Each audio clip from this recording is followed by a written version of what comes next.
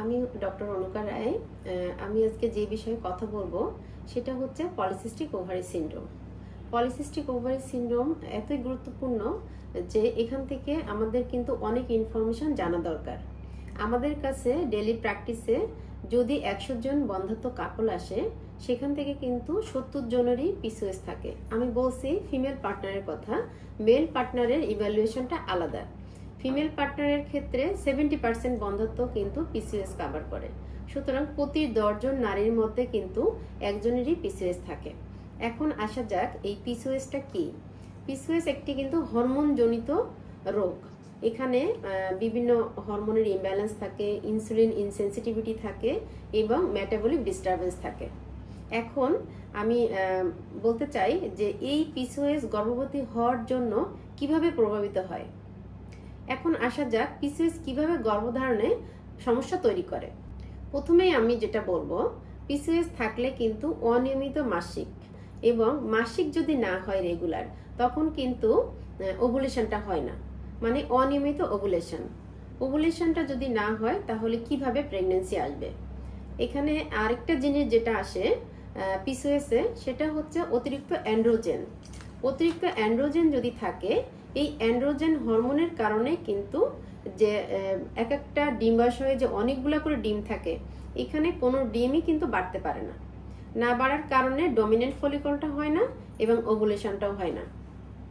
এই জন্য অতিরিক্ত অ্যান্ড্রোজেন বা পুরুষ হরমোন, যাকে আমরা বলি টেস্টোস্টেরন, এটা কিন্তু বাচ্চা হওয়ার ক্ষেত্রে খুবই ক্ষতিকারক।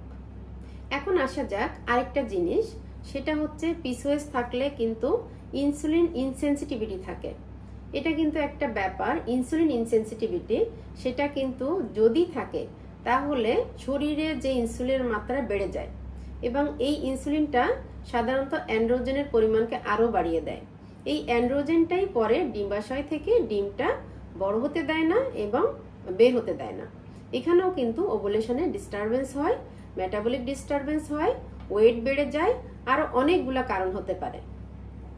আরেকটা জিনিস আমি বলবো, যদি আপনার অ্যান্ড্রোজেনটা বেড়ে যায় এবং ইনসুলিন রেজিস্ট্যান্স হয়, তাহলে কিন্তু শরীরে প্রচুর লোম থাকে এবং মুখে ছোট ছোট কালো ব্রণ এবং দাগ হয়ে যায় এবং ওজনটা অনেক বেশি বেড়ে যায়।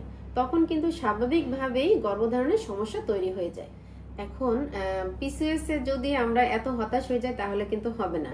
পিসিওএস এ কিন্তু ভালো খবর আছে, অবশ্যই কিছু ভালো খবর আছে এবং ভালো কিছু করণীয় আছে, যার জন্য কোনো মা পিসিওএস থাকা সত্ত্বেও গর্ভবতী হতে পারেন।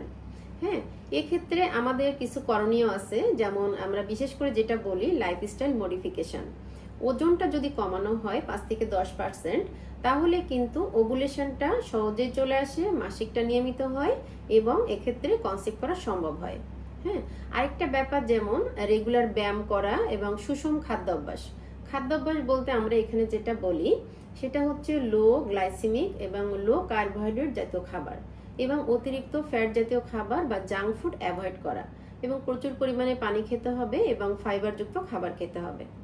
সাথে যদি আমরা ইনসুলিন সেন্সিটাইজার, মেটফরমিন বা মায়োনিসিটল জাতীয় ওষুধ দিয়ে থাকি এবং সাথে যদি ল্যাট্রোজল জাতীয় ওষুধ দিই, যেটাকে আমরা অ্যারোমেটাজ ইনহিবিটর বলি, এই অ্যারোমেটাজ ইনহিবিটর এবং মেটফরমিন এবং লাইফস্টাইল মডিফিকেশন দিয়েই কিন্তু 70 to 80% ফিমেলের এমনিতেই কনসিভ করে যায়।